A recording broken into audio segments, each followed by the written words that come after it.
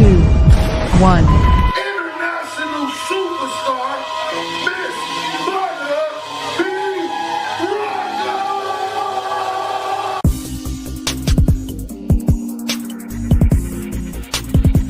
You are now tuned in to Butter Bee Rocker on Transparency Talks Podcast.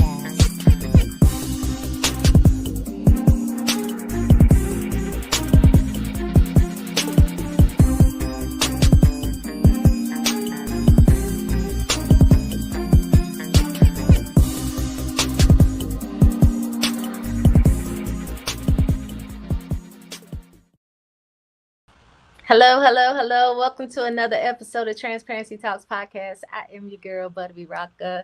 Listen, we have an amazing show for you. But before I bring on my special guest, so much is happening right now. My single is currently out. I lift my hands that you can go and get and support. My new album, Thankful, drops tomorrow. You heard it right, tomorrow. But you can get it exclusively before it comes out on my website at www.butterbeerocka.com. Also, we are getting ready for our 11th BBR Indie Films, which is going to be on Wednesday, July 23rd. You don't want to miss this. We have a talent agent going to be in the building. We got SAG is going to be in the building. If you're trying to become a SAG member and want to know about SAG, we have a voiceover agency going to be in the building. So we're bringing you all of the things that will help you get yourself out there and get one step closer and one step closer to, making it and everything. I mean, not that you haven't already made it, but you get what I'm saying. So without further ado, he is a talent agent and a college professor. Can you please show some love for Dr. Albert Bramante? Hello. Well, hello, and thank you for having me on. Thank you for being a guest. How you doing? I'm doing well. How are you doing? And congrats on the upcoming release.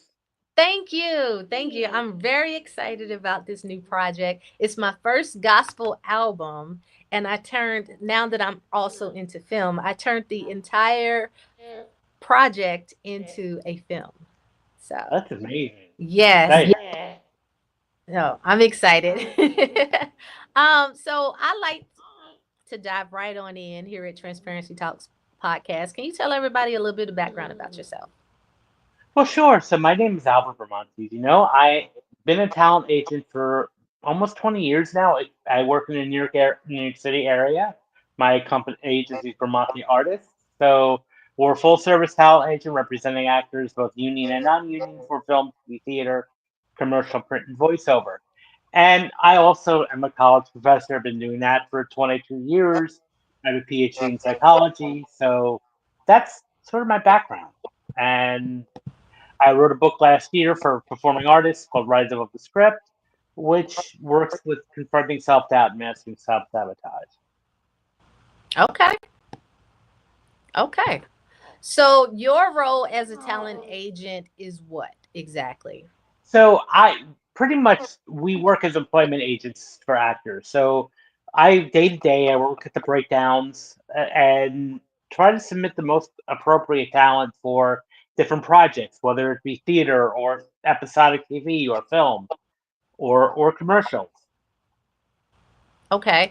And with your talent agency, what's the qualifications to submit or to become a possible talent of yours? Sure. Well, there's a couple of factors. One obviously is experience. So we want to have some sort of a resume already. Training is important, although it doesn't necessarily have to be an elite 4 year program. As long as you have some solid training, whether it's in technique or on camera or scene study, as long as you have some training and experience and a good business mindset. Okay. Um, all right. When people want to sign up with your company, do they need to already have a reel to submit to you, or do you accept new talent? I do accept new talent, but I mean, with nowadays, because technology is so accessible, you can show them stuff on A good phone can actually be a good camera. So it's really important that they have some sort of a reel. It doesn't necessarily have to be an episodic reel from real professional projects, but even like student films or short films of that. As long as I can see a good 60-second to 90-second clip or a couple of clips where you're showcasing either dramatic or comedic acting. Because from my end, if I'm going to be submitting you for a film or a co-star in a TV show, I'm going to need some sort of footage to show a casting director. Mm-hmm. With your company, do you only take actors that you say you're from New York? Your office is in New York. So do you only take talent from New York, or do you take them from different areas as well? I take them from different areas. I mean, I do have some clients that are based in the Southeast, Atlanta, New Orleans. I also have some couple of clients that are LA based. The the caveat or the qualification there is you need to be a local hire, Mm-hmm. which Mm-hmm. means what that means is that you would have if you were to book a role or land or get a call back, you would a person call back, you'd have to get yourself to New York on your own dime, which means hotel, airfare. So it's good. I think also it's important is to have an address here. You Mm. know, it doesn't have to be living here all the time, but just have some address that you can use. Yeah, that's good. Good stuff. Okay, so we have established what a talent agent is, what they do, well, what your company does, which is really good. How can people submit if they feel that they fit the criteria? Sure. Well, very simple. You just go to BramanteArtists.com and there's a form on there that says submitting for representation. And it's just a simple form. You put your information, your links, whatever links you have, your profile, and we get it in our inbox. And we view submissions like every week. So And spell your last name so that they know how to go to your. sure, it's B as in boy, R-A, M as in Mary, A, N as in Nancy, T-E, and then artists.com with an S.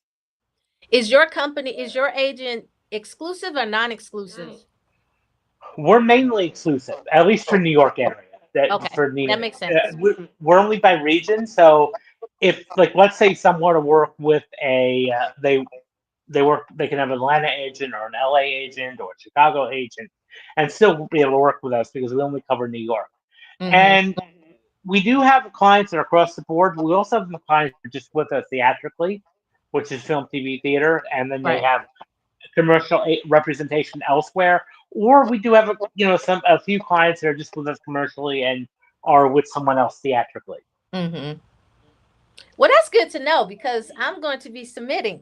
So, All and right. everybody else now knows how to submit.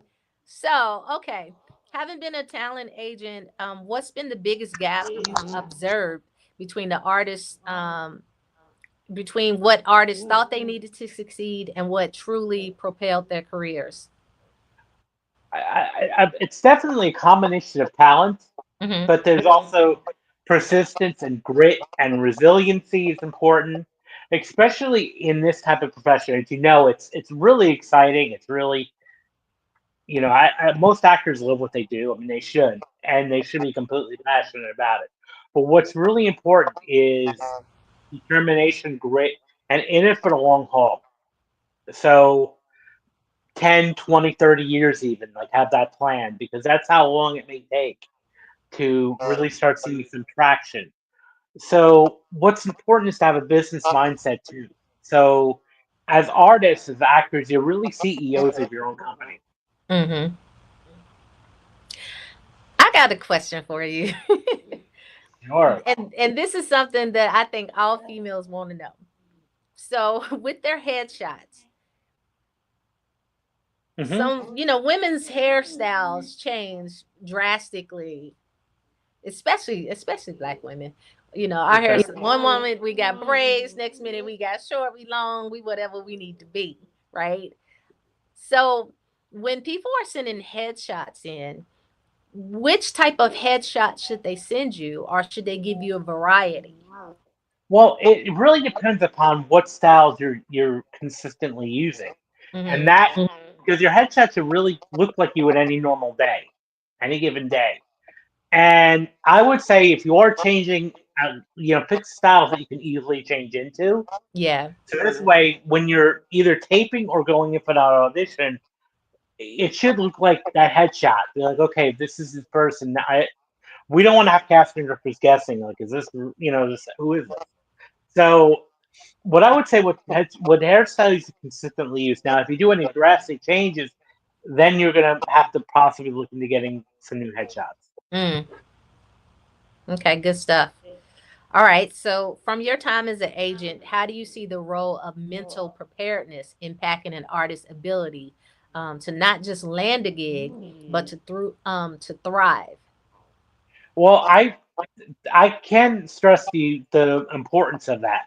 Mm-hmm. Have how mental health is extremely important in self care and taking care of yourself and really being on top of it because I also have a lot of background in the mindset and performance habits. And a lot of mistakes I see a lot of actors, especially if they're operating with fear or self doubt, even in their auditions, they're in their head and they're not really being in the moment because they're so focused on when I mean they're in their head. You can watch these performances. What's happening is they're so contemplating what's my next line, what am I going to say next, that you're not really listening or paying attention to the person in front of you, your scene partner. Mm-hmm. And in a normal, typical conversation, we're always reacting. So I think the important thing is getting out of your head is one of the thing, and that's by not being so attached to the outcome. Mm-hmm. And so I always come from the mindset, yeah, auditions are important, but I would look at it as like more of an opportunity to perform and Mm-hmm. say, okay, I have my 2 minutes to really do what I love. And most actors, they do it because they love telling the story, they love, exploring the character. So instead of saying, oh, I have this audition, no, I get to have this opportunity to perform for 2 minutes in a specific role and just give it your all. So that's the biggest thing, rather than saying this is an audition, because then it becomes like a test, and then we start second guessing ourselves in a sense. So I want to break that down some more too, Sure. because in that process of people auditioning and different things like that, there also is a such thing as fear of success. So let's talk about that a little bit. So when I was doing, the reason why I became really interested in this side of the industry, the mental preparedness is I did my PhD dissertation on self-defeating behavior in performing artists. Mm-hmm. So the one thing that kept coming up was fear of success. Now, why fear of success is sneaky is, well, everybody wants success. No, we all want it. It's not like somebody says, I fear success. It's more a subconscious fear. And it has to do with what's attached to it, which is change, which is shifts in your life, maybe shifts in your identity. Right. So your identity may change. Like, you're a working actor, or now you have in your with the case of the album, now you're about an album, you have an album, so now you're a professional singer. So the identity can change for some people, which can be a bit scary because we don't like change because Right. human beings like comfort. And also, a lot of times relationships are important because in our lives. And the reality, again, and we could go down a rabbit hole on this, is the people in our lives, our family, our loved ones, may have the best of intentions for us, but they also may be threatened by your success. Mm. And therefore, it might alienate themselves. Because I've heard that a lot from some of my clients that they would tell me their family is not supportive. They don't go to their events or things like that. And what I try to reframe it as, okay, it's not personal. You may be They may be threatened a little bit by your success in a sense. And because we don't want to lose those relationships, at least on a subconscious level, we'll do everything in our power to protect the status quo. which means Mhm. protecting these relations, protecting these people in our lives. Yeah.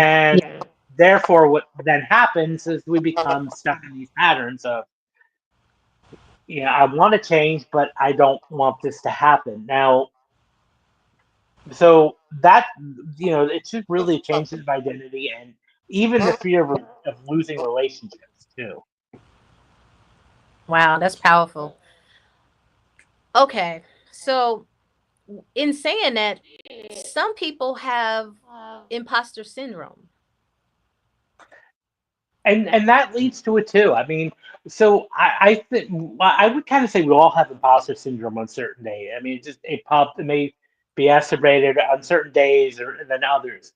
But even one of the things I found is that even high performers, peak performers, and the most successful people that we see, Mhm. whether it's in our industry or in other industries, will often at times grapple with imposter syndrome. So what I kind of look at it like, it's let's use it more as a friend because it keeps us humble, it keeps us grounded, Right. rather than look at this as like something we need to eliminate. Because I, and this may be an unpopular belief, I don't believe that we're going to completely eradicate imposter syndrome fully from our lives. There's going to be moments that's going to come up. What we can do though is utilize it as our friend and utilize it as our aid Right. by okay, one thing is we need to celebrate our successes. We worked hard.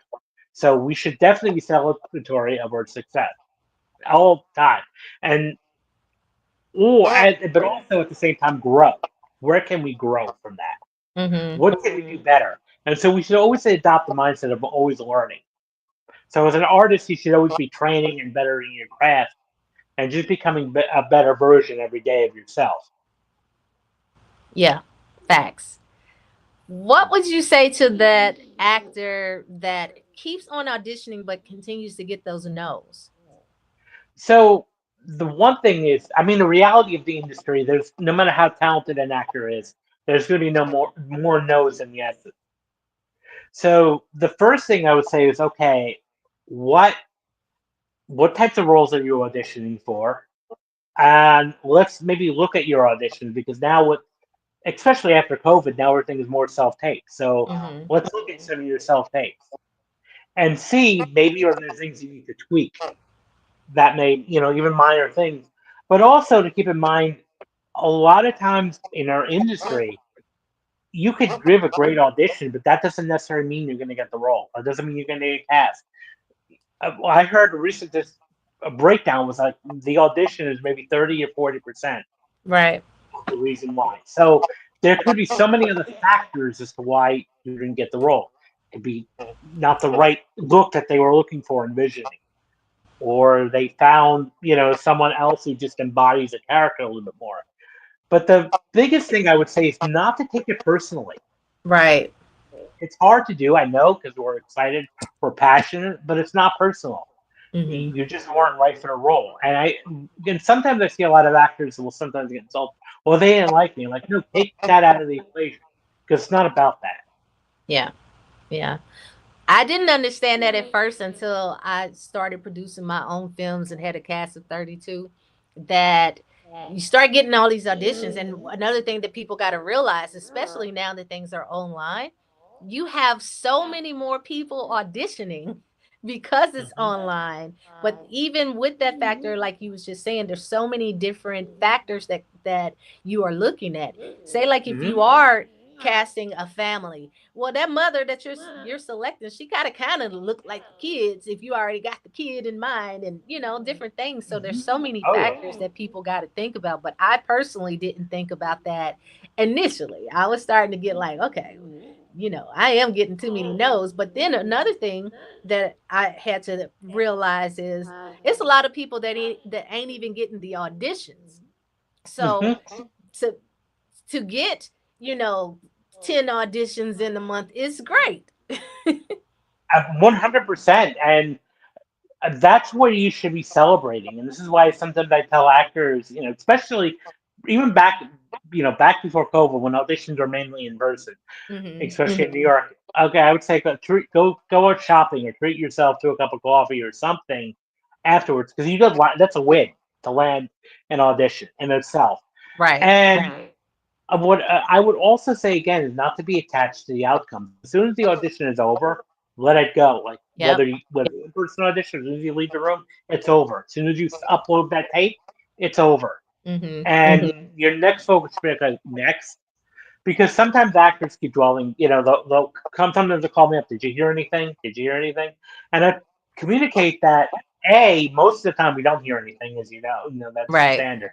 And B, any type of communication that I get, I'm going to be passing it on to you. Mm-hmm. So if I didn't call you up, I didn't hear anything. Right. Right.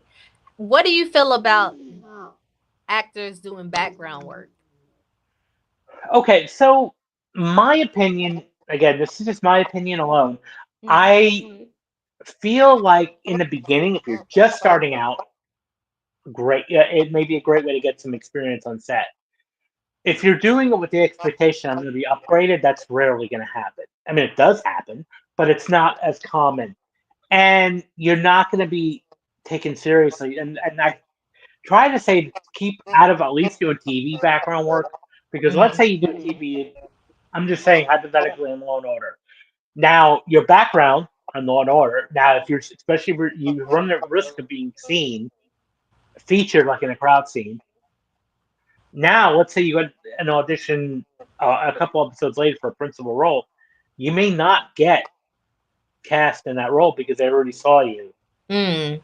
in the background. So, if you're going to do background work, what I recommend is stand-in work, commercial background work, or film background work, because usually when a film is starting to look at background role, they already have the principal roles cast already. Mm-hmm. So there's not that chance of of losing out.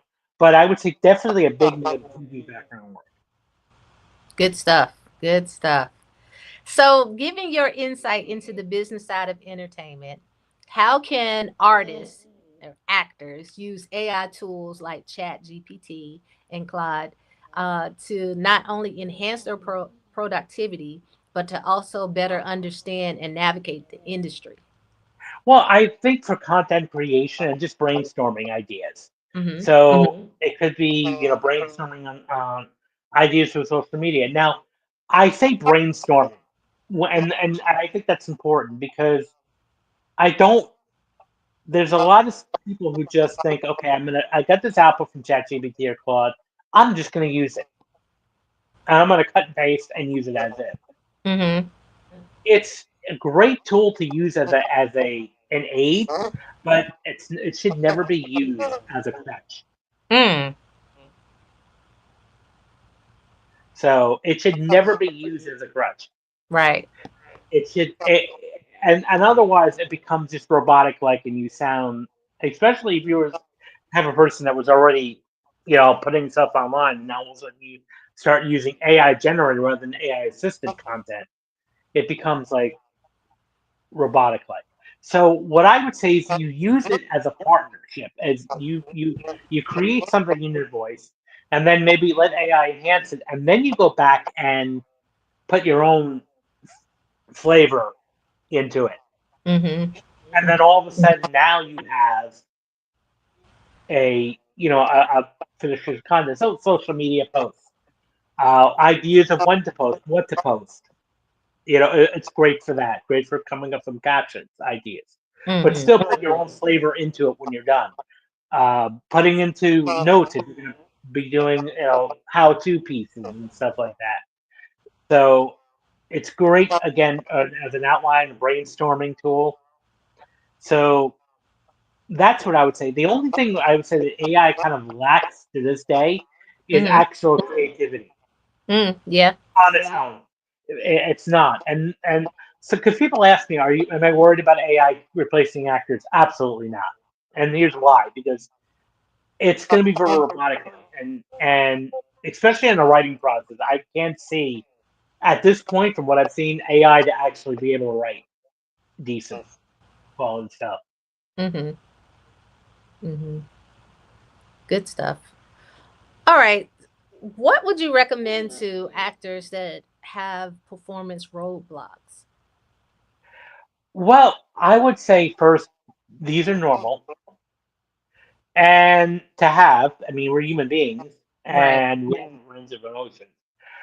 What I would say, it really depends upon what specific blocks you're having, and to work through them, and maybe go to a coach or at least a trusted confidant that you can go to. It's, even a support group for actors where you can just say, "Hey, this is what I'm experiencing."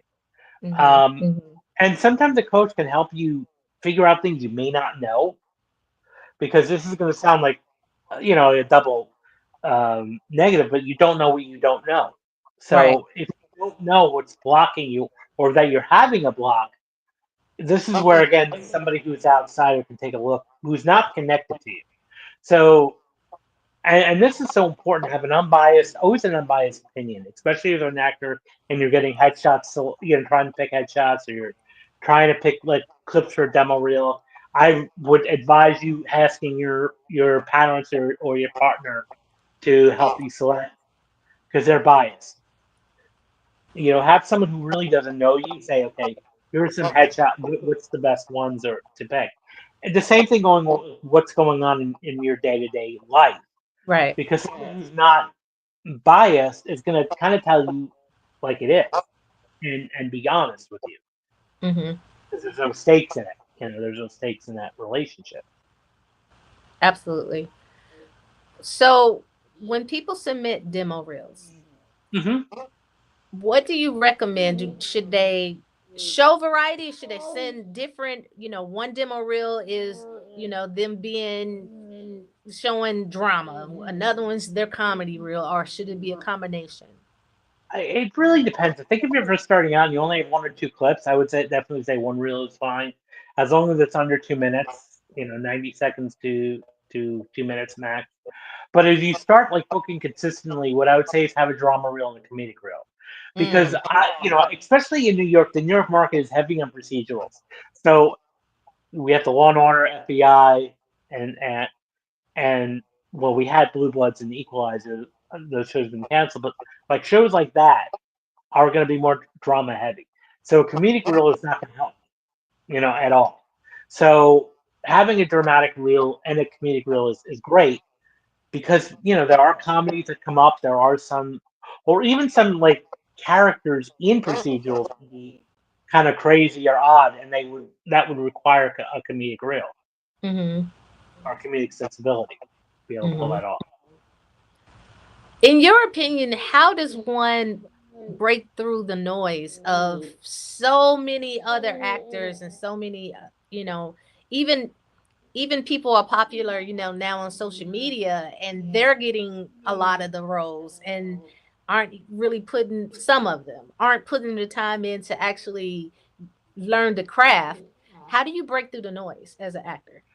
Well, I think breaking through noise I think social media is a good tool, but I wouldn't be living on it, to a point where you're constantly consuming, constant 24/7 on Instagram or TikTok, because then you can get depressed, because then it becomes like the grass is green on the other side phenomenon.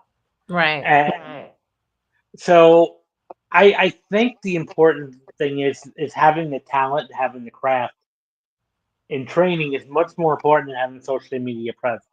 So, and a lot of the biggest mistake a lot of creatives and actors do, comparing themselves to others. Well, my friends are doing this; they're going out for this. Why am I not being called in, or why am I not going out for this? So and so just posted on Instagram they booked Law and Order. Why am I not getting booked on Law and Order? Right. And so I would say really focus on yourself, and the only person you should be competing with is yourself, That's nobody good. else. Yeah. Yeah, very true. With your company, we had talked about, people doing demo reels and people sending in self tapes and different things like that. Does your company ever give tips on somebody's videos, if you see something that you're like, you're close, but you keep doing this, I'm noticing this, Yeah, absolutely. I mean, because we want you to do your very best. So, especially sometimes demo reels, what I see a lot more is more of a video. The focus is on the video editing and presentation than the actual acting, which is a somewhat of a mistake. Or a lot of times I'll see a reel where the other actor is focused more, and that shouldn't be. Mm. So you need, if you're editing yourself or having an editor, you need to work on having the clips where they focus more on you, not so much on the other person, not so much on your C partner, because the focus should be on you only. Mm-hmm. I don't care about music montages. I don't need to see headshots before the opening credits. Just go right in and out and go in and get out, because keep in mind, and this is as reducing a film, you're getting so many submissions at casting directors. They sometimes have hundreds or even thousands of submissions to go through in such a short amount of time. They're not If they're not into the reel the first 10 seconds, or even shorter than that, sometimes Right. they're on to the next one. What would you say is the common mistake on people doing self-taping?